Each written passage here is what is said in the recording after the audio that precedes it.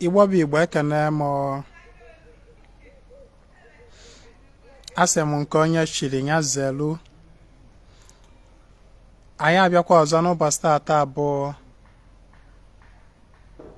ahịa orie na mụnwa bụ Okode na-ekene ụnụ onye nnafọ bụ Onye Ezinwa Anaedo nwoke a mụrụ n'orie ọmụ ama na udo dị ama na chidimma dị my friends and fans n'ụbọchị taata asị m ifeọma meela anyị ekwesịghị ọma ịbịa live kemgbe mana o nwesịrị ihe ndị nji n'aka meseji dị n'inbox m karịrị. I've been attending to many inbox nnọkịta nsị ka m gbatu break ka mụ na ọnụ nọrọ ya tata as usual maka na dịka nsi wee kwu na ọ bụzi everyday something. So biko ọ bụrụ na ị nọ n'inbox, ọ bụrụ na meseji gị nọ n'inbox na mụ azaghachibara gị, biko ị ga-enwe ndidi ọkwa n'ofu onye ka mbụ and couple with nkụzi a nkụziri mgbasị gara aga gbasara chi, how to acknowledge chi, ize chi iwe, ịnata chi ife, gbasịa that topic in treaty that day. There were a lot of people that have been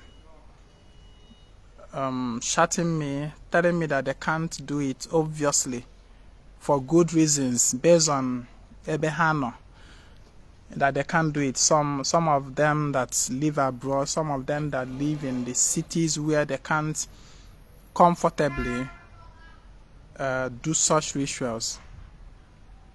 So some of them send the sile go semujile aka meru feya. So I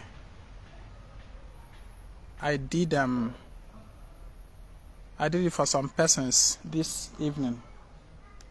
You know, on Azum side then you see where I message for some persons. So I'm an ife them. I'm an ife them. You know, another when you receive certain teaching and you do it yourself, but whereby for obvious reasons, for good reasons, you cannot do it, then you improvise.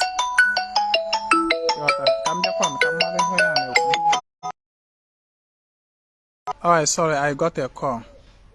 So when for obvious reasons you can't do it, you can actually improvise. You can look for an alternative. You can inweke gwa mmadụ meelo gị.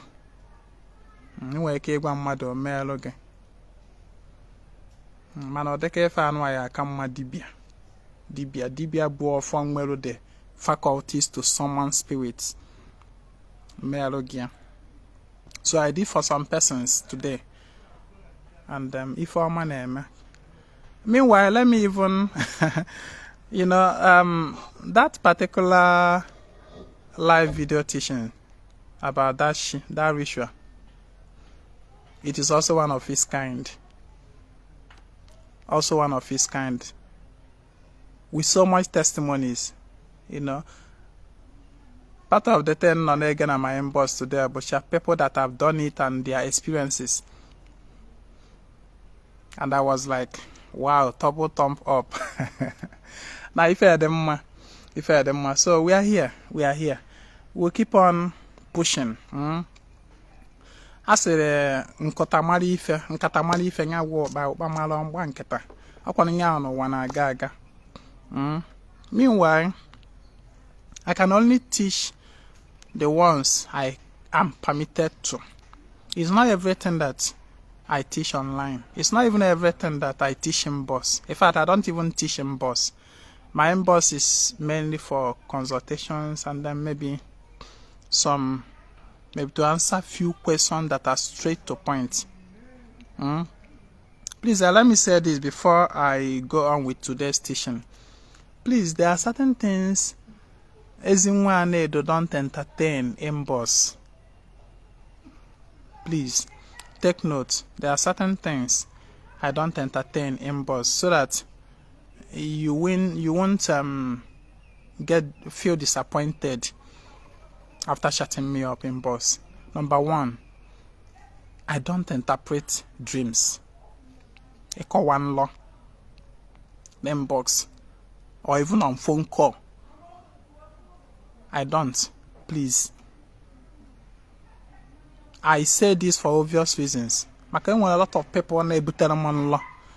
Abịa gbanyere m long voice note a na-akọ nlọ n'inbox ka nkọwaba. Biko, Ezinwa Anaedo ada akọwa nlọ. I said it because I don't want to start what I cannot finish. You understand? I don't want to start what that namu kọwalụ gị nlọ bụ probably no nwere ọrụ nlọrụ gị. No nwere ọrụ mmụọ nlọrụ gị. And then ma ọ bụ na nna akwado ịlụrụ gị ọrụ ịkwụnye gị ọrụ m ụgwọ and we are preparing for your work.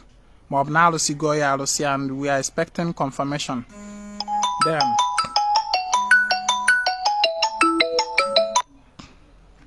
maybe na m arụsigo gị ọrụ and then we are expecting confirmation. Then maybe na m kọwalụ gị nlọ bụ after the work, then onwe nlọ ịlọ maybe na ịbụ mmadụ chi gị na-esi na nlọ were akọwalụ gị ife. Maybe na about the work. Maybe your dream is about the ọlụ alụrụ. You got that? Ka amarụ ka o si wee ga. Yes. Ọ bụrụ na adịbịa arụ ọrụ gị ọrụ otu ị nwere ike ascertain the progress report of the work by your dreams. Also, another is by the physical experiences that you have after the work. You got that? But I don't know people that after Dibia working for you and you are still consulting Alpha to know more. I don't see it as something ideal. That no na dibia alu olu golu. Uzi gesu e mama di olu agalaga is not necessarily by Alpha. You see, you know, so Ezinwa Anaedo, one thing is that you will be less your frequent of Alpha. You will less frequent in Alpha. If you follow my teachings, yeah. Inesonyem na barito bubom. It reduce your frequency in Alpha. Your frequenting Alpha. Abone o mmadụ ya every day na aga na Alpha. Ị na-akpọ dibịa ka ọ gbarụ Alpha nke a na nke ọzọ. Ị na-esonye m. Ị ga-afụta that na ọ ma mbụzi every day something.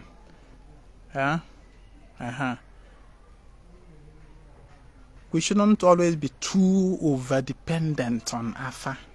We should most times listen to ourselves, because most of the answers we go to Alpha to seek is right within us, but we find it difficult to tune in and get the information raw as it is without any mistake. So sometimes your dream, shigi nwere ike ma mmụọ ịchọrọ nyala aja nwere ike site na nlọkọwalụ gị otu o si wee ga. Also, there is a need for you to share your dreams. After Dibia have worked for you, share your dreams with the Dibia. At least within some days. Some work may take even up to a month to mature before manifesting. But at least some will take 12 days. I just told you guys the other day that after Kamgas set to share my spiritual babe, it was 12 days after that I got the confirmation. You understand? 12 days after I got the confirmation in my dreams. So there are some work I want to saw for that. You get the confirmation immediately, maybe that same night, a long, a fuki heniness wega. some 4 days, some 7 days. Only all on Lagos were those days. You know, there was a message I got on Lagos. You know, it came to me like a trance or something. Like, you know, if somebody mail about me. So nda agwọ mbịa gbara m dị ama na Lagos, oge m nọ Lagos. So oge agbara m dị ama, then agba m ihe mmemme mgbe mbịa mesịa the term after ka mmemme me on a Sunday, because I na general then is my free day is always Sunday. I did it on a Sunday. Then Sunday, New Year, 7 days after, I had a dream of how everything went. That is 7 days after. You understand? So inweta ozi about ole lolo, and my cast thoughts carrying law, either law or the physical experience I have, maybe by way of me, you know, my gana alụ ka ụzọ wee mepe, a na-alụ ọrụ ka ife wee dị mma. Ọ bụrụ na alụsizi anya bụ ọrụ ahụ, isaida na mụ nweta confirmation na nlọ, ma ọ bụ na nya be fa nkwu me we shunya bajo we runya bon na mo bia bido fota we real life, like, you know, if a bido de one really, you understand that one confirmation of all carry okay len kai je na agba na afa ndi bia gbala ma afa ka mara ma olu lo galaga. Those kind of, you know, when I see people that too much that depend on afas too grossly, always some people that can never think for themselves without going to afa. Little thing like this that you just need to think, make use of your faculties, think to get the answer. You know, too much dependence on alpha makes you to be spiritually and mentally lazy. Let me say it. Too much dependence on alpha makes you to be spiritually and mentally lazy. Too much dependence, every little term, dibia gbala mafa. Ina eli ni ijiji be na ni lili. Dibia gbala mafa ka mali fi ijiji aju ebe na nia. Ina aga okwu kpọ gị, dibia gbala mafa ka mali ihe okwu aju ebe m. Everything dibia gbala afa, everything afa. It will make you to be number one, will not emegodu gi a man be free. You are not free because you are dependent on someone else. You are not free. A free person is someone that is self-dependent. You understand? Self-dependent. Whereby you need to consult someone else before you can actually take certain decision. You are not really. I'm not saying that but I'm telling you that over every little thing, every little thing, it make you not to. Number one, no, you make it draw free. Number two, but no, okay, make your mental ability to think and the brainstorm to come up with, you know, solutions. Okay, the low. Your mental ability to think will be low, and then okay, reduce quite your spiritual vibration. Let me tell you, you have to stretch yourself to reach the extent you want in life, deliberately and willingly and intentionally. You have to. Oh well, we don't make yesterday none of who will buy where. You have to deliberately and intentionally stretch yourself, your limits, go beyond. You understand? So don't be mentally and spiritually lazy by every time and all that. You know? So, and so namoko walo gen law bụ na no nwere ọrụ nlọ ge mụnwa bụ ezi nwa o lọọlọ gị ọbụlọkwa dibịa ọzọ ma ọ bụ ọbụlọkwa na onye ọzọ ma maybe na o nwere ọrụ mmụọ nlọrọ gị ma ọ bụ like otu anwansi wee melụ ndị anụnwa irecognize chi ha ịghọta. Agbara m father na if you have any dream this night or between now and the next 4 or 7 days, let me know. You understand? That one is different because we need to like follow up. And that my like and can follow up. Try to follow up with me on that work. Kamalo calls wega. By sharing your dreams and your experiences with me. On if for example, na more or go. And then after Kanlo, you start having certain experiences that are unusual. Let me know. Don't be afraid. Let me know. And then we follow up on all. On where you can find me, but be experiencing a more negative. You know, because some all I got especially with our will. Or be go do initially some days after the work, you know. Initially, on both for like up to like a week or 2 weeks. After Carlos Lolo, we make pepsios or if we them. What you will be getting within the next few days after that work will be. Other cars no gonna kata. You got other car no you got other car bombas akarizan. You know, see crazy, and you know, I cause or we make if we them. How comes the crazy car? This experience is uncalled for. You understand? Man, after that period of time, just within few days or few years, after that, a man at that time, he she gonna make on clear part. You got Shigi is at the work of clearing part. Nyabi ha obu ihe ogbochi nyaka ọ na-anụ ọgụmgba to remove. Onya bụ those your experiences in enwe. Then after that, abịazie. Of course, with that aje she get enough energy to win the battle. After that, then efuzi ụzọ mepe. If does ever enjoy. Able somebody that don't understand spiritual things, what you end up saying about all na dibia amali for all. Nonya made those experience. Therefore, that time he gave those where for tawazife. Which ga blown or blood that the fire na for tan or blood do to or dibia again. But it is because you don't understand how things work. You feel more mad. You understand?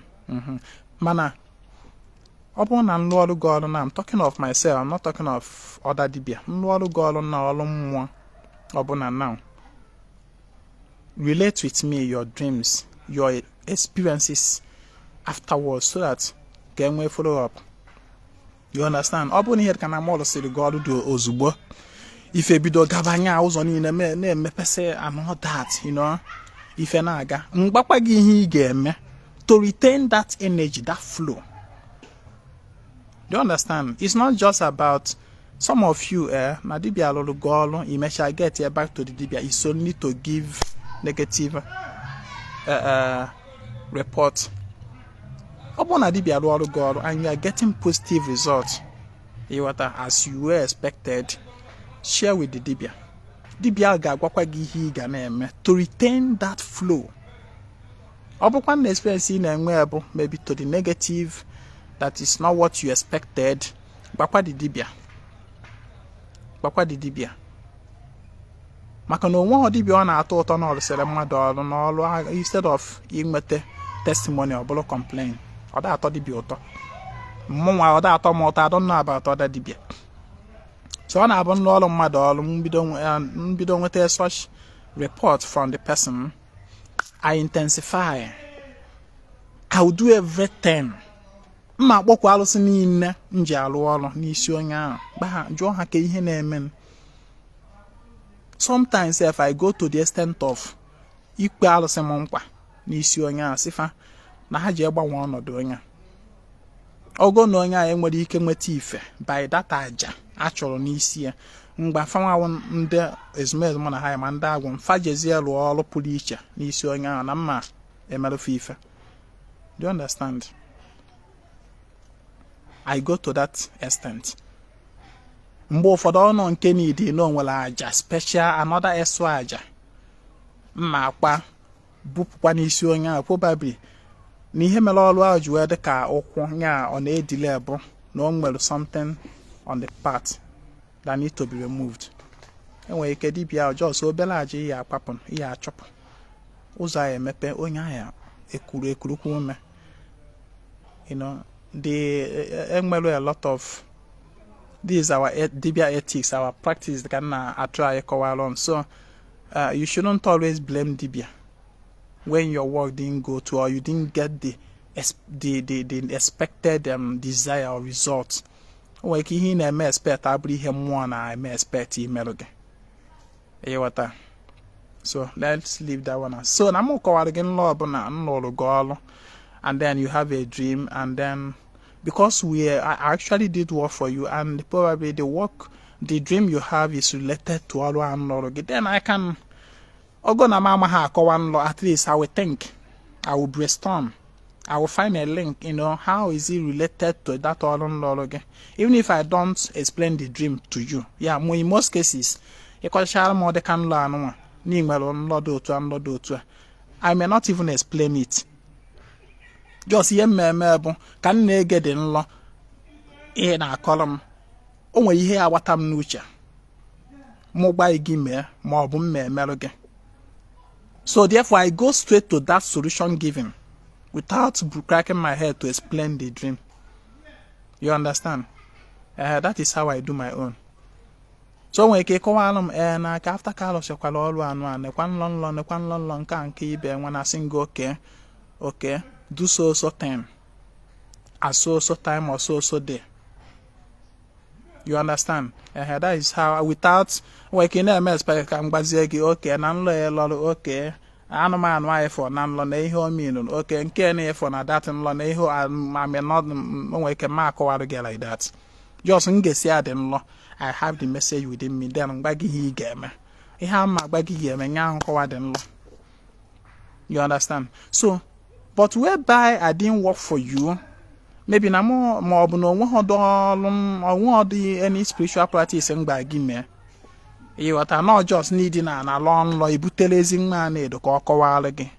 Adị m akọwa nlọ, ana m afịara m ụkwụ m na-abụ ma aka m na ya pasara ịkọwa m, because achọghị m ibido ife m mana ma mmechanwu.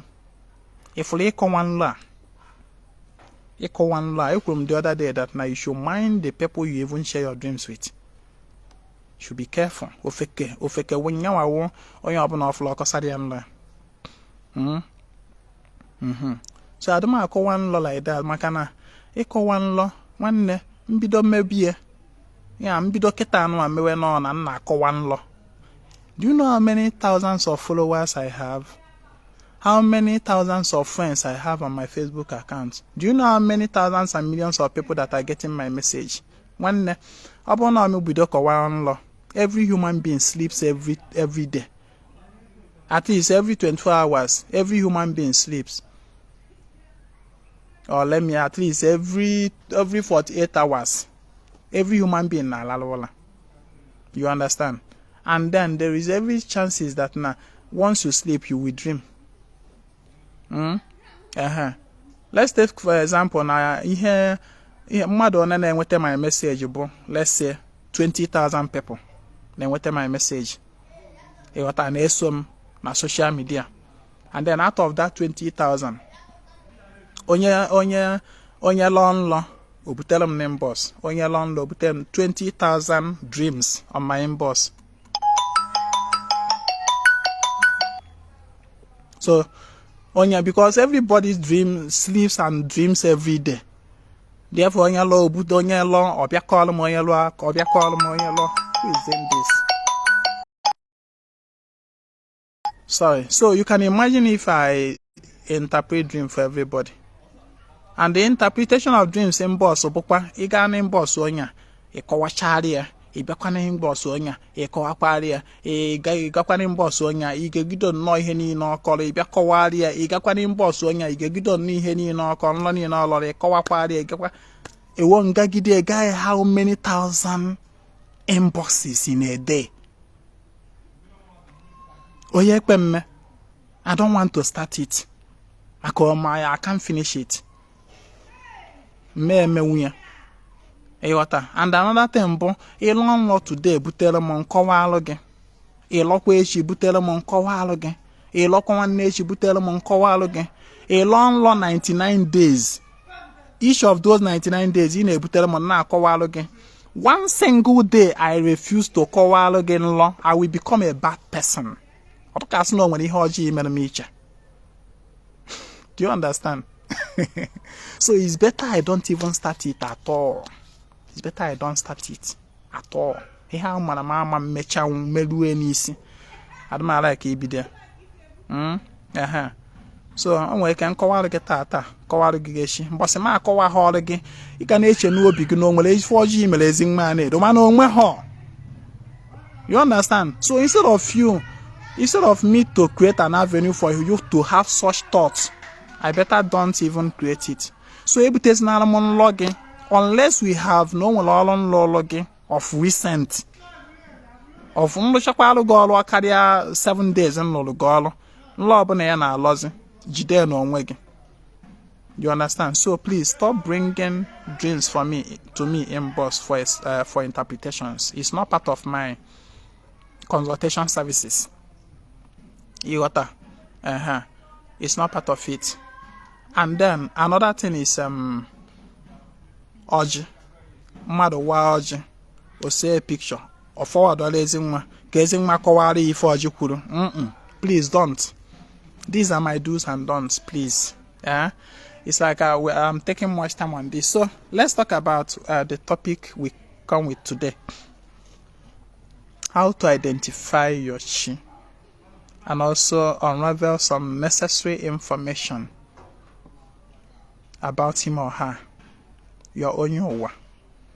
When I say she here, I mean Onye Ụwa. You see, this topic is going to be lengthy, somehow. Ịma na ihe gbasara mmadụ ịmata Onye Ụwa, especially an adult person, ọ na-aka mma ịgba agụ na nwata than na onye oto ọbụla adult. Ịgba agụ ya afa agụ wa afa na-agba ka amala onye lọrọ Onye Ụwa ọnya wa afa agụ ka amala agụ onye afa na-agba ka amala onye lọrọ ụwa ọnya wa afa agụ. It's a special kind of afa. It's not a regular kind of afa epic information. No. Afa agụ na-aga more into detail and ọ na-require a lot of protocol. You understand? So ịgba mmadụ agụ na-aka mma na nwata bụ onye ahụ ka pere mpe amụrụ ya ọfụ ma ọ ka nọ few years agba ya agụ ọ na-aka mma mgbe ahụ.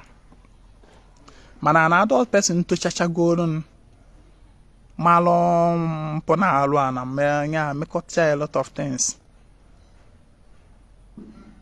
Let me just say an adult person ije gba agụ ọ na-adị esi ike ịgbata Onye Ụwa onye ahụ onye lọrọ ya ụwa ọ na-adị esi ike. Can you imagine an adult person of 20 years, 30 something years, 40 something years jee ije gba agụ? Ọ na-esi ike maka na abịa dibịa na-agba agụ ahụ ka ọ na-awụ afa a lot of mmụọ ga na-apụta n'ezi ozi, ma ndị be nna ma ndị ikwu nne ma ndị ikwu nne nne ma ndị ikwu nne nna. All of them will be coming na-claim no nwafa. In most cases the dibia become confused. Onya mere nji asị na it takes a psychologist dibia ịgba agụ, dibia na-echemi echiche ime, dibia dị nwayọ, gentle, articulative, calculative ịgba agụ. Ọbụla just ife ya eje ebe dibia ọsị oke ị chọrọ ịgba agụ ngwa ọchịpụta ogiri ọwụọ gba ọsị ngwa na Onye Ụwa gị bụ nna gị.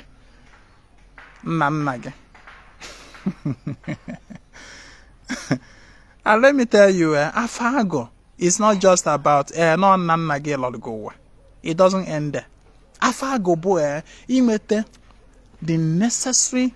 It's not just about revealing the Onye Ụwa, but getting the necessary information about that Onye Ụwa. So dibia gbalụ agụ kịta anụ asị gị na onye lọrọ gị ụwa bụ nna gị. What next? Kelafia kedu ife o melu kedu otu o si wee bi ndụ, kedu gasị ife o merụ, kedu ntọha na ọ tọrọ, kedu gasị ekwesịrị inwe few information ị ga-enweta na nyawa afọ agụ gbasara onye alọrụ gị ụwa. At least kedu ọnọkwala anọ wee nwụ ka ọ nwụchuru anwụchu. These are the things you need to get about that onye ụwa gị. And ịgbata ọ dịka afọ na adult person na-esi ike. Even in a child amụrụ ọfụ, dibịa na-adịlọ vast in afa ga-eme mistake. You understand? So nya mere mụnwa bụ Ezinwa Anaedo ji welu ekwu that na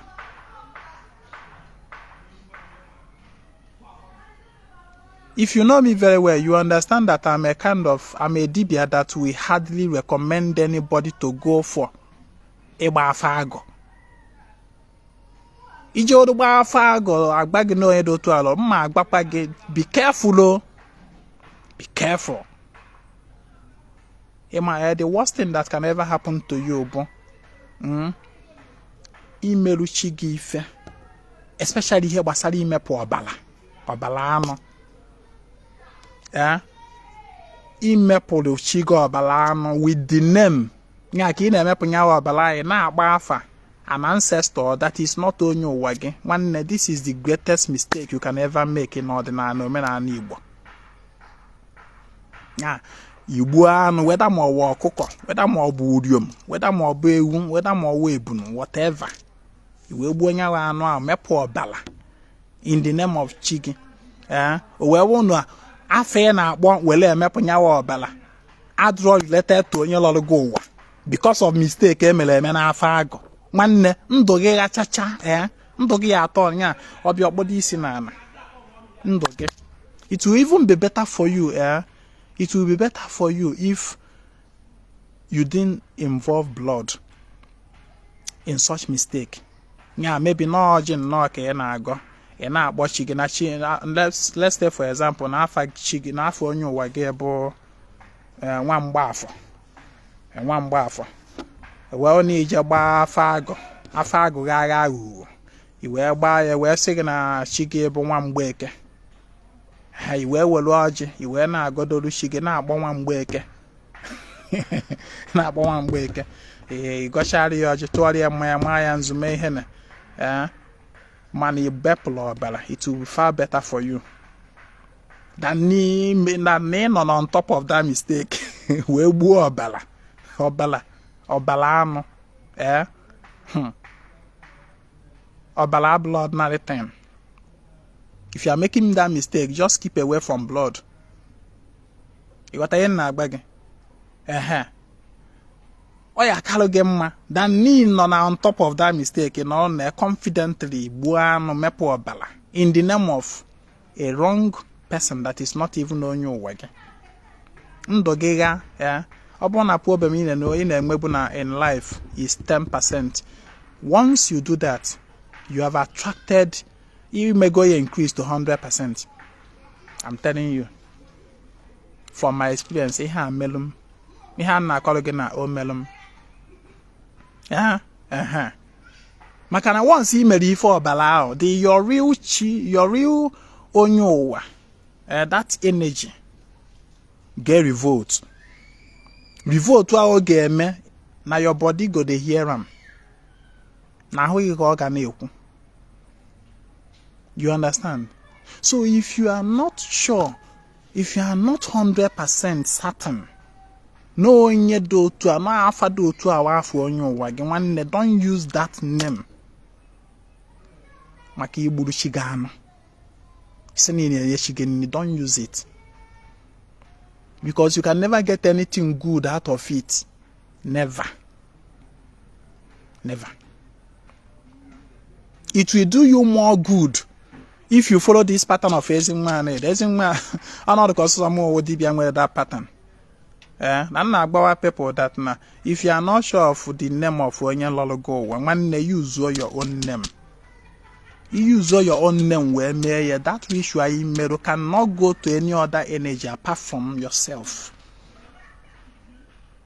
Nyabuchigi.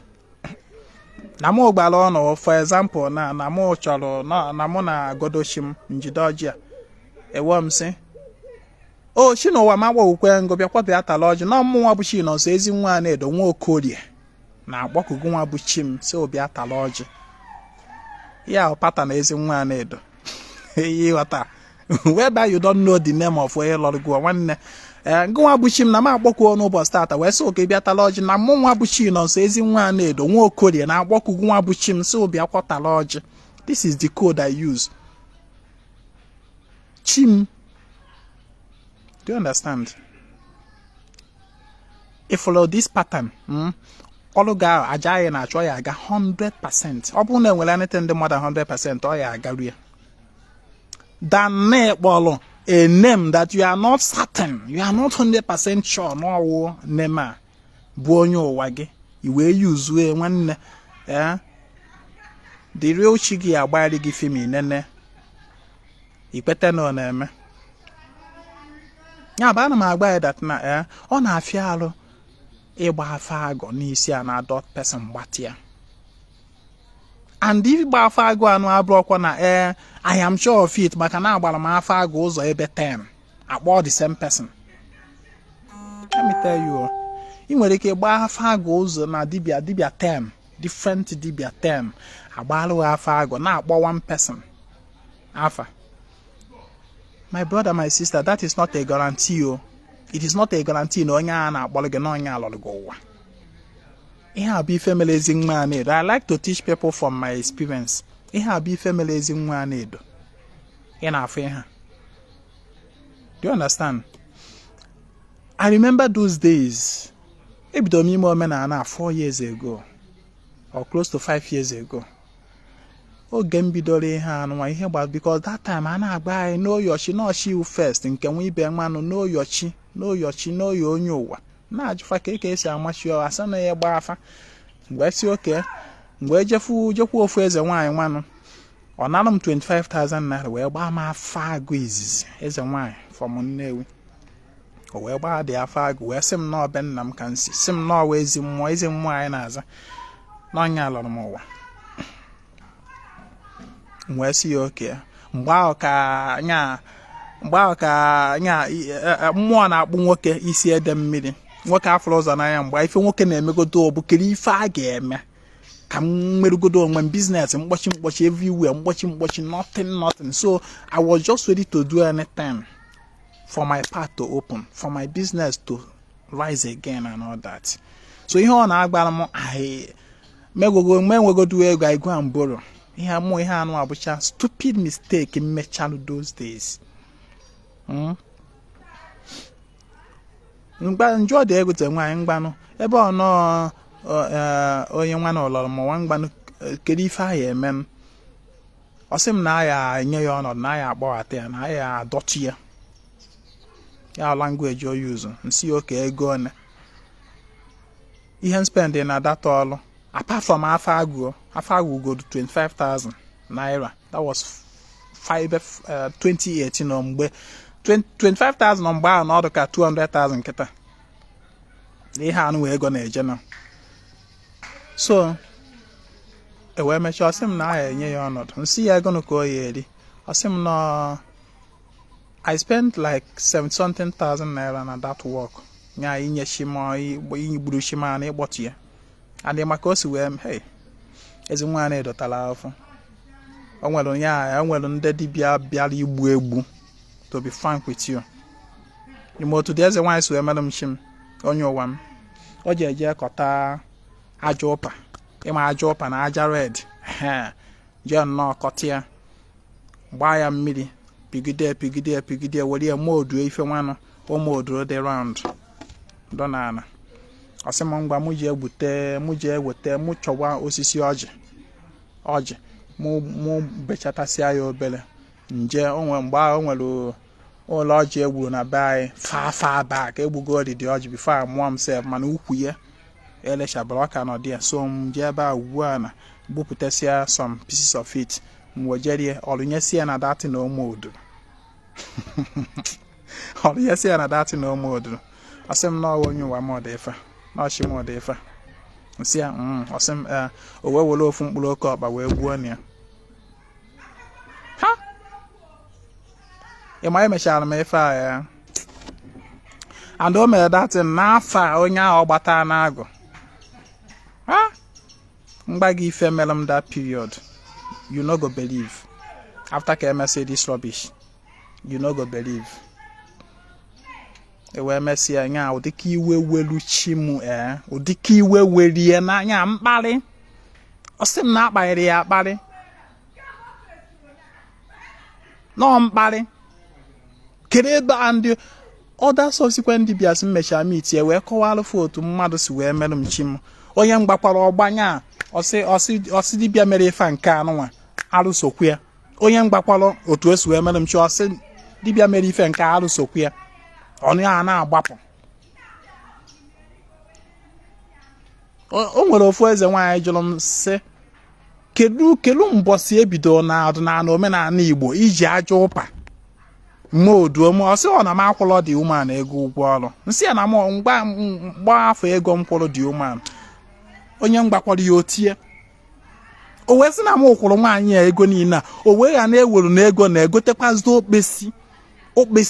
okpesi ike nga ma okpesi shiwori wee mere m ife. She didn't. Aja ụpa ọ kọtara na be anyị ka ọbịa mee wee mere m sị na o mere m onye ụwa m. Ọ na na-echeta ife a na iwe inye ezigbote iwe a na-agba m. O mechara ife anụnwa ya ọ dịka asị na m na-choke to death. Then what happened? Emechakwa ife na-eme nwoke nka na-ajụ ese ịma na agbagidokwara m afọ agụ up to 7 more places, up to about 7 more places ma ndị nwoke ma ndị dibịa nwoke ma ndị dibịa nwaanyị gbachakwara m afọ agụ. Ịma onye a na-agba afa that same ezi mmụọ that same person that first woman gbara afa nya ka aka na-akpọ afa. Onya ka nju egba gị dat na ịgbara afọ agụ up to 10 places or 5 places a na-agba 1 person afa. It is not a guarantee na onye a na-agba gị n'ọnya. So you should be very careful when you about this afọ agụ of afọ agụ never worked for me. If ịgba afọ agụ ya njekwu dibịa ka ọ gbara m afọ agụ it never worked for Ezinwa Anaedo and that is why I don't believe in it for now. Afụbọ m dibịa ya enye m benefit of doubt. Even for ana m agba afa mana for now ada m agba afa agụ. Ị na-acha ati Ezinwa Anaedo na ka ọ gbara afa for now as at today bụ gịnị? Today bụ 18th of November 2022 as at today. Ebido bụ m ịgba afa agụ. Mana tomorrow ndezumezu nwere ike sị m bidia fenye m the technique and everything that I need for it ebido mgbawa but as of today ebido bụ m ịgba ya for record purposes ada ama ịghọta. And adụmadị eji ike recommend ndị mmadụ ji agba afa agụ adụm eji ike agba ya mmadụ maka na gịnị onye ka mma ụfọdụ ndị isi ya mgbaje gba afa agụ ọsị okele onye ya ejekwu inye contact. I don't have any dibia contact to give you ka ije ka ọ gbalụ afa agụ. I don't have ka ya na-asị na Ezinwa Anaedo meru. I know they recommend anybody. So otu anụ aka o si wee dị o agbara m afa more other places about 7 other places a na-akpọ the same person afa mana this same person a na-akpọ afa after ka nwa eze nwaanyị a mechara that time gbuo ọkụkọ emechakwara m mgbukwara ya egwu gbuori ya egwu mechaa jee na obi be anyị na mgbago chukwacha mmụọ niile na ebe ahụ. That day eriri m close to 400,000 na just on one walk. Chai ife emem mana ịma at last ịmazi ka nsi wee chọpụta ya lọrọ m ụwa riri. O nwezie nwa dibịa m meetiri mgbe ahụ. Nwa dibịa m meetiri mgbe ahụ a young dibịa about my age mate. Achọrọ m ịgba afịa. We were born the same year, the same month. I'm on na 5th June 1983. Mụọ na 20th June 1983. Ịghọta, just about 15 days ka o ji wee tọọ m. From Anambra. Nyawo ọ gbaalụ m afa, abịa m chat ya n'inbox. Ọ gbaalụ m afa. Nsị ya biko a gbaalụ m afa na nchọ ịmụ onye lọrọ m ụwa ka mmadụgodu ma onye kwukwu ihe ndị ọzọ na-ekwu. O wee gbaa. Ọ gbacha ọsị m n'ọkwa n'ikwu nne m ka nsi. N'ọwa ikwu nne m na ọ bụla ọbe nna m. Mana ọ gbaghọzi m onye ọ n'ikwu nne m. O nweghị any other information ọzọ nyeziri m. Ewa agba m na the highest length ndị dibịa afọ agụ na-ejezi kịta. Just ịgba gị n'ọbụ maybe benna, maybe ma ọ na-ikwu nne. Ma onye n'ọnwa kịta na o nwere ike ọ gba gị n'ọgwụ onye mụtara edo otu a n'ikwu nne gị ma ọ na benna gị ahụ ọgwụ. Ọ gbaghọzi m n'onye dị otu a ma kama ọ sị m n'ọbụ ikwu nne m. Nsị ya oge o kwuru ife anụnwa ụdịka iwe wegodoro m sef because ndị ọzọ niile m na-ejekwu na-akpọ benna na-asị nnọọ benna m n'ọwụ onye nwa m. Mgbe nkịtị o kwuru ife a iwe wee m, I left his inbox for about 4 days or so. I just left him. Ya iwe ejugodoro m obi. Mgbe ahụ sef nwoke ya ihe nwoke eji isi eji ije. Mgbe m na-akọrọ gị ife a even ego afa m kwụrụ ya sef emere m otu a wee nweta the money. Ego afa m kwụrụ ya 5,000 naira. Then after some days nchatụkwa ya n'inbox nsị ya nwoke ihe ya kọrọ ịdị sure nọ ikwu nne m ka nsị. Ọ sị na ma na doubt na mụ mgbe ahụ ka o jizu wee gba m ihe m eme. Ọ sị na ọ na m na doubt ya mụ wapụrụ chi m ọjị n'iru anyanwụ without calling any name. Mụ wapụrụ ya ọjị gbazie ka ọ bịazie kọwazie onwe nọ ya apụta ife. Ya ihe ọ gwara m. Nsị ya mgba m si ya njụ ya mgba kedu ka m mesi wee mịa. O wee kọwachara m. Ihe ahụ ọ kọwara m ya ka m bịara ịkọwara anyị taa. Maka ndị ka na-ege wee ruo this point. O wee ike ụfọdụ ndị iwe nwee ike ịgbago ofafe ejewala. But we are arriving at the real deal. So ihe ahụ ọ gbara m ya ka m mechalụ mee. See ya, when it comes to identifying Chigi, unraveling Onye Ụwa gị, your personal encounter and experience is paramount, not any afa. Also, see ya, let me tell you, oge m na-achọ Onye Ụwa m ndị dibịa enweghị dibịa na-agbabọ na-agbaghọrọ m afọ Onye Ụwa m. Ma ndị dibịa asị irichala amoosu, ma ndị dibịa asị irichala ogboma. Gbachala m afọ agụ, to be frank with you. But they were all making mistake. The same mistake onye nke mbụ mere. The so-called ndị dibịa dịla amoosu na-ejicha ogboma agba afa. Ndị richara bụrụ n'afọ a na-agba afa na-ahụ ka a na-eme ihe na ogboma ife na-eri dọrọ n'afọ a na-agbagota n'ezighị ozi. Even at that, they couldn't still reveal Onye Ụwa m. They couldn't. So don't see that na ndị dibịa gbara m afa na da fada afọ. They ha na-afụ ụzọ. Ya anụ ahụcha ndị dibịa ya afọ agbachachara ya afọ otu anya ndị ogboma anụ ndị this people na-agba gị dịchara amoosu. I macha onwe anyị. I ma nke onye ji wee biri. Ya ha agbachachara ya afọ otu anụ ha agba gị even the deepest ten na amahụ. But when it come to gba afa gba m onye lọrọ m ụwa, they were talking rubbish. You understand? If you don't have personal experience and encounter about Onye Ụwa gị nwanne, don't 100% believe afọ ọbụla a na-akpọ gị about Onye Ụwa gị. So that in that guy, the guy sị m okay na ihe mmemme bụ na mụ ọ bụ ụzọ gba m sị m na ihe anụwa mmemme na mmenye like 4 days. Ọ sị m within that 4 days na magara na nwanyị mala na nwanyị nsi okay then ọ sị m na ihe mmemme ọ na m were ọjị Igbo just ọjị m were ya n'anyanwụ ụtụtụ between the hours of 8, 9, 10 ọ sị m ya karịkwa na 10 nsi ya ọ sị m were ọjị gosi ya n'iru anyanwụ mụpụta na mbara ezọdụ ụkwụ naanị n'aja anị gosi ya n'iru anyanwụ ka anyanwụ na-apụ ya m gosi ya ka ife anyanwụ chakwasa na dị ọjị then me were ya wee kpọọ chi m just mụ kwuo chi m nwa bụ chi nọ nso nọ nke ka m na-awala ọjị nke ka m na-agọla ọjị na ihe m na-ayọ gị bụ ka ị pụtara m ife ka m marụ n'ezie na ube nna m ka ọ bụ ikwu nne m ka nsị ihe dị gaa ịgwana m maka ihe the bone of contention was ube nna ka nsị ka ọ bụ ikwu nne so he wanted like let's solve that riddle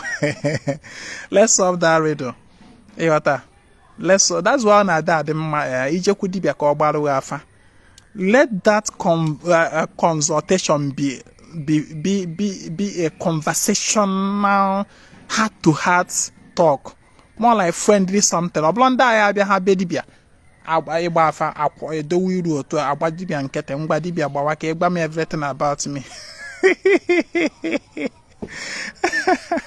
that mentality that is so misleading a lot of people abịa dibịa na-eme ka dibịa so because mụ na the guy bịa na-eme as friends ghọta ọ sị m ka I solve go that riddle ka anyị magoro ma ọ bụ nna n'ezie ka ọ bụ ikwu nne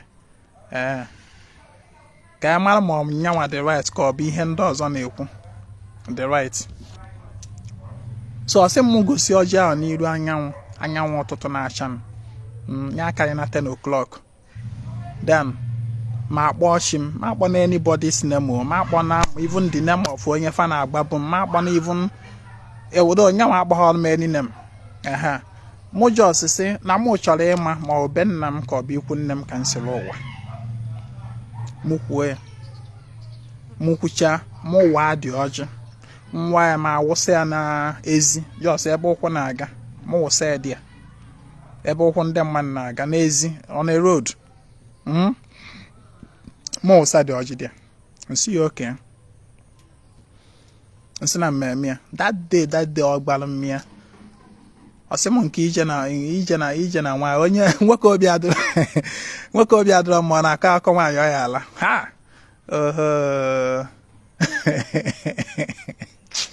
cha ije ụwa asị na obi dị mma na-ebute ụtụ nkeni that day ịmakwa ya na Lagos ka m nọ na Lagos and I live in a rented apartment ịghọta so mbịa nje afịa ngote ọjị ofu ọjị mba egote ọma ọjị that period anatara m ụlọ of recent ịghọta and ọ na-anata ụlọ otu a ngotesi ọjị wee buru na Lagos so that period I had ọjị even o nwere ọjị ugo ngotere use fọrọ ofu mkpụrụ ka ọ fọrọ ọjị ugo a ka m ji wee mie mana the guy bịa gba m nke ọ gbara m why doing it I added my own the guy gbara m n'ọsụsọ ọjị jos ọjị Igbo m were eche n'iru anyanwụ wee kwuo okwu mana ihe mmerụ ọjị ugo ka m yuzuru ya nyaw my own add then another thing add kwara bụ na etinyere m akwa the guy gwara m tinye akwa ya iji maka ize mmụọ iwe mana etinyere m ya that is why I like and I like people that behave like me, people that are proactive, people that think fast. Always sometimes here despite the fact that I detail everything to the level that even when school guy people will still come in boss asking questions like asking questions that they shouldn't ask. Nah, your people are now. Do you make use of your head? You know, because onye na-ekuziri gị must not tell you everything. Onye na-ekuziri gị kuzielu gị oge enwe na itli nke ga-esi gị n'ime pụtakwa ị ga-add to nke o kuziri gị. For example, that ritual nkụzi that day about kerafe imerushi ife and all that, you know. Ekwuchara m ya nsị ndị mmadụ that even if you can't do it exactly otu ansi wee kuzie, maruzi otu ị ga-esi wee mee to suit you. Yet people still come trying to make me okay, I can't do it where I live. Nke nwana ibe nwana, nke nwana na people are around. How do I do it? Sometimes mmadụ kuzielu gị ife, go inward yourself, brainstorm, onwe ha na-agba brainstorm, chebe echiche about ihe onye ahụ kuziri gị, know how to apply it. Know how to apply it to suit your situation, your environment, your condition. Obri woni ye me exactly otu onye ahụ si wee kuzie. You can add your own, or you can even do it better, or even na onye ahụ sịrị gị okay na ige anọ ebe ni wee mee mana na onwe gị mana ị nọ ebe ni wee mee na ọdụ ọrụ environment o convenient. You don't need to go to that person to complain. No man no where ba sị gị na wee mee ya. You can think on your own and say okay ebe onye asị na mma na ebe ni wee mee, let me stay inside, let me stay another place and do it and see if I can get the same result. That is onye na mmadụ na-eto eto na mmụta. But whereby you expect your teacher to teach you and also do the thinking for you. People don't think. I like fast thinkers. I like people that think because that is my kind of person. So after this guy gwachara m ihe anụma, mbosi m mezidie, abịa m buru ụzọ weta akwa. And na ya adị anyị ka nọ wee mee ife ahụ, na ya adị anyị ebe m bi. Christian family, Christian many people not there, almost everybody not there are Christian, find a church. You got that? I didn't even farm and the Bemo, you know, we are close to the street road. And I needed to stand in front of our gate, which is facing the whole street, to do this thing. And of we standing there holding orgy or egg and looking at the sun. Some people got complain. Ordinarily, I would have complained to the guy, now when Lagos can, and I live in a public house, I can't come out to look at the sun, or I can't stand on Aja, because the guy is a mokum metu Aja. Ordinarily, I know some people that don't think, they will begin asking the guy, okay, please, can I stay in my room and do it? Or can I pack sand from outside and come and keep in my... They'll start asking too much questions. Mana nwanne, because of n'ihe na-achọ dị m oke mkpa. Maka na agbagharị keta na mmefuche ego. In fact, I no look anybody face. Mbọsị m mere ife a, nwanne, eji m akwa ahụ na ọjị ahụ, pụta n'iru gate ya. Ya dị ebe m bi na Lagos. Nọlụ dia ma ndị na-agafe ma nwaanyị na-ele ife by the side ya ma ndị na-agafe chan onye na-agafe ọ na-ene m anya, you know, kekwa ihe onye nke a na-eme ha. I no send anybody. I no even look at more from no one I no send it because it was like I did that with so much emotion. Before me, I would go do ego ni mefugo so far. Na choki fe dem yet if I had long. One I no send anybody. I'm not doing it for you. So if you go to Mecha Bido Koala Beach, now used to be, even if landlord see me doing it and send me out of his house, I didn't care. He had no to tell you the extent. Yeah, things were for me then. I didn't mind. I hear can Mecha people around Monday, yeah, there Monday street, yeah, where Bido suspect where. No nya no na agwo no wo nyo menami that day mesharia so when we put an educate here we kwolo there facing because you get here the direction of the rising sun. When not dear, but see akpokom will akpa where near yen without minding who is looking or who is not looking. Where we're near the aquarium, where may have where go do some washing, where we got up where say you were. Because at that time, I'm gonna go on age aquarium and more way.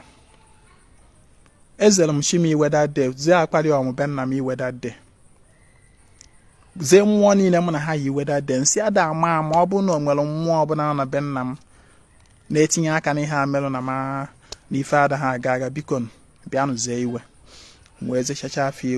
Where will the aquarius? If we're been there, if people were like looking at me, yeah, on your Monday, Yoruba, or yeah, from one, look at what woman or Mechachaya, Piawa, the aquanos about because I was just standing almost at the street. Piawa, the aquaba, where whoop dodge or juga, Yakan Jueme, where Zoka and Yuang, where Bokwang Chim, where see a bico. The mamma ho in your money, ma'am. Piago Simon Weg. Where said that they can see the sea, han men never get a give chim. Or born a goslo mon weggy. I will never again in my life send an hour fag. I am better. See a bico. Cosimo welcome more boor ben nam call you couldn't them call you couldn't I can see. Come mal you a more. Nama body catanica wonam. Namama basqua fag goes on a woman. Makana most more ma because those days even the highest DBS say no na fuchacha no na funcha ejokro ma gbara magu gbana agba rubbish so ihe anu aka ngbaru shim puche wadi oji mwopokwe na ezi na the street there wata mwopokwe meche no nakpuru. That night I had a dream. But the dream I had that night, it wasn't pointing exactly to. You know, it was pointing to it, but not clear. Man, I got time on long, very clear dream. I'm the message yes and there. You understand? Then she wait for. Nsishim, mwodukwa ojo on nsishim, na mo natalozi easy. Mana, ni ihe ncholo obu. Yeah, atoninu. Don't use radars or don't go by the corners. Tiwalam the akwe bon sube. Life and direct. Ihe mgbalia. Na ya atonaluminu. Mpucha kwa wadi oji kwa wopoli anezi. Weputazi that night. After that days message that second one. Nan lock and nose. That day kind of way me pelo me everything about Onye Ụwa, which is actually my life in the past life, in the previous existence. But say I can't wear me pelo me aka akwụkwọ. But say I can not only see ihe nju egbage that na afa agụ abụlọ so egbage na ọbụ nnukwu nna gị lọlụgowa. It doesn't end there. Yamana that night in met a revelation about Onye Ụwa. Number one, a word can see ben no we couldn't can see. So not only that nana agbaram no you couldn't na mata no you couldn't. Number two, bona mata lo afa Onye Ụwa. Ama mafia. Nan la ka agbaram mi amabuhom. Nan la ka no we agba mafia. The name. Nan la ka no we agba mo otu o si we no nwanyị and otu o si we nwu.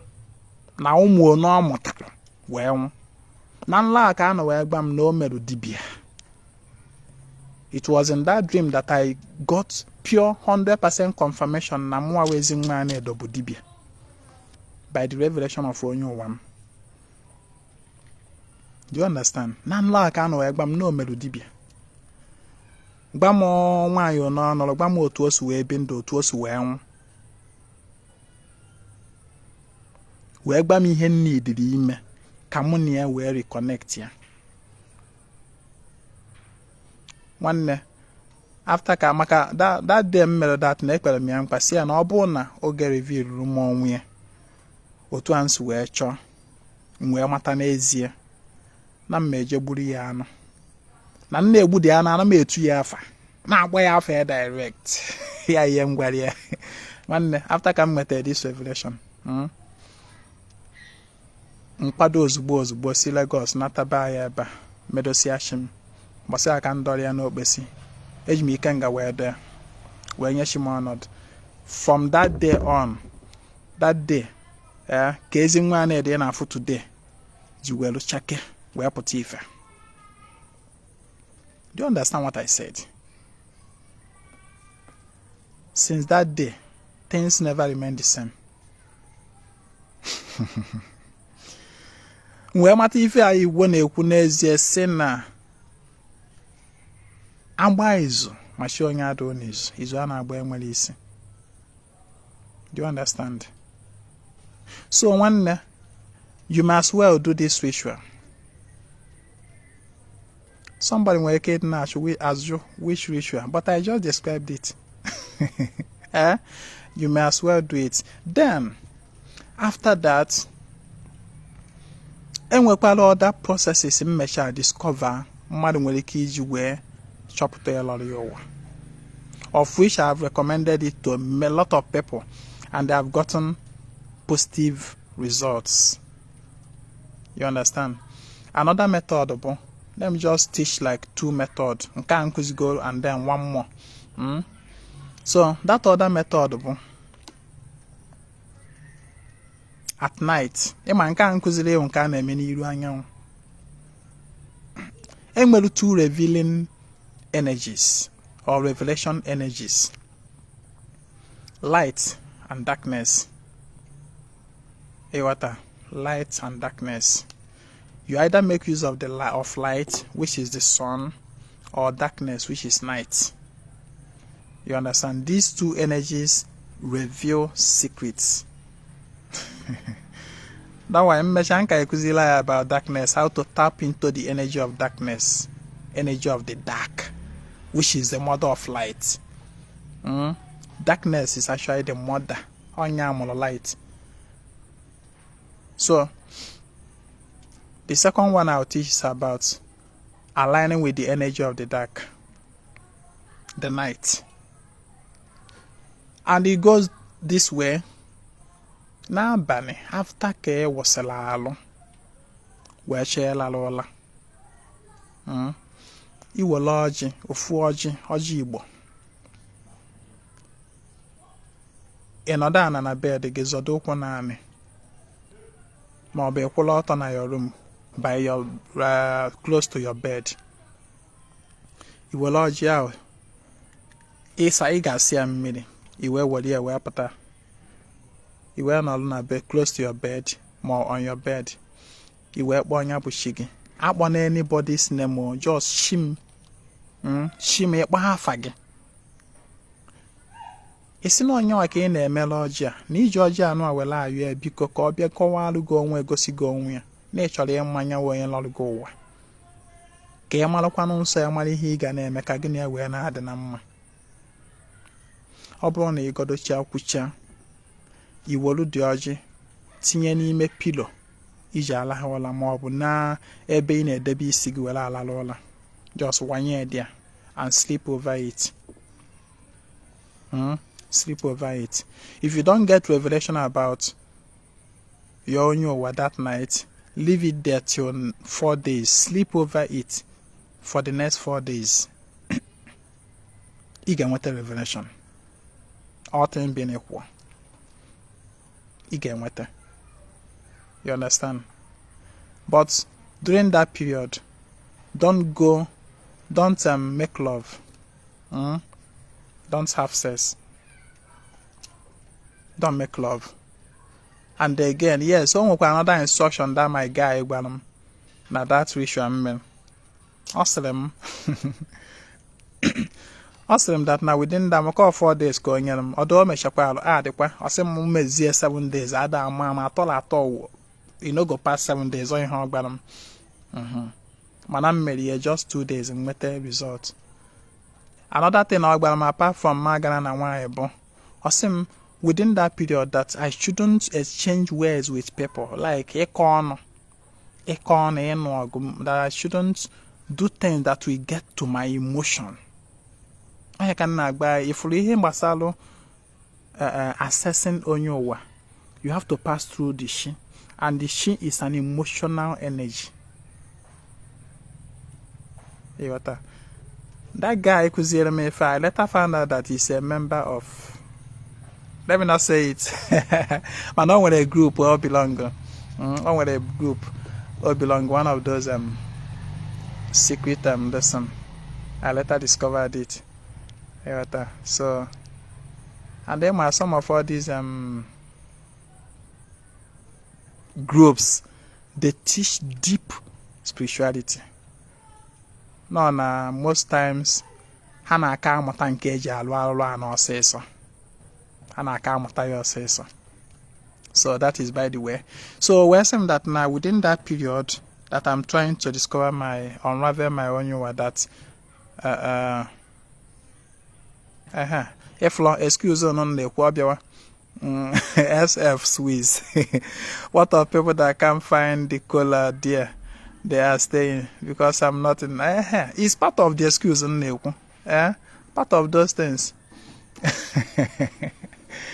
So, always seem that I shouldn't engage in anything that will pollute my emotion, such as acorn with pepper, or anything that will make me to get emotionally bitter or bad. That I shouldn't involve myself in it within that period, so that my emotion will be pure, clean to receive message. Because he only here and here now, and I did it or work one. You can as well do it. So within that period, in the same principle is what you follow. Don't ejila na nwanyị ma ọ na nwoke. And also aka n'ọnụ, don't do things that will get to your emotion, that will pollute your emotion, your emotional vibration. Don't do it within that period. Onye chogodu okwu si na ọka gị na akọba ọnụ, si ya bye bye. Just avoid it. Ka inwetegodi ihe ahụ ị chọrọ. You got that?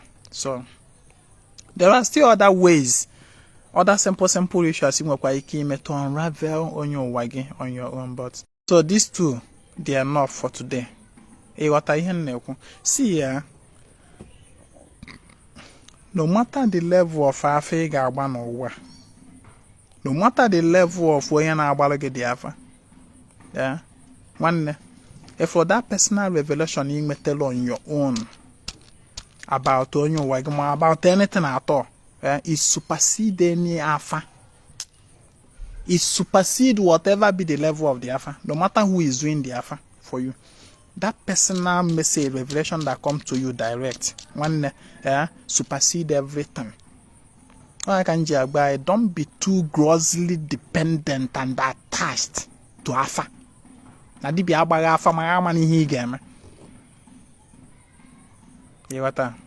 So, well, but I hope someone learned something today. I am a quarter. We stay here more than 1 hour plus. So, that is the message for today.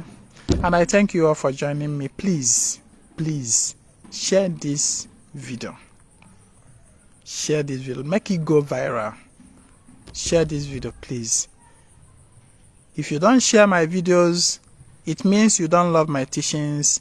It means you are, or maybe if you love my teachings, then it means that you are stingy. Please, share the video. Share the video. Share the video so that others can also learn. A lot of people are missing it. Help them to get proper direction. Remember, Ezinwa Anaedo asị ọkwa gị ga na dibịa gba afa agụ na nke dibịa. Ọ bụrụkwa ihe nkwuru na onye na-agba afa agụ. Dibịa na-agbarawa afa agụ na-agbakwa uche go. Na-agbakwa even after dibịa have revealed Onye Ụwa gị to you, nwanne, try to confirm yourself. Inwe ike ime any of these two rituals nkuzi today. Ma ọ bụ na-awapụrụ chi gị ọjọọ everyday na-ayọ biko nya reveal onwe gị onwe to you. So that you need to chiga for doga anya that 100% na afọ na akpọ awa afọ Onye Ụwa gị. na afa shigi na afa dị connected to shigi. So oh well, but yeah, I have to end here. And I thank you all for joining me today on this program. Remember, you can always chat me up in boss if you need clarification. But I'll block you column log can cover. Please don't. Don't. So thank you all. My name is Ezinwa Anaedo. I come for the total restoration of ordinary omenala Igbo. Kemesian. Onye afọ taa ya afọ ya echi. Daarụ m.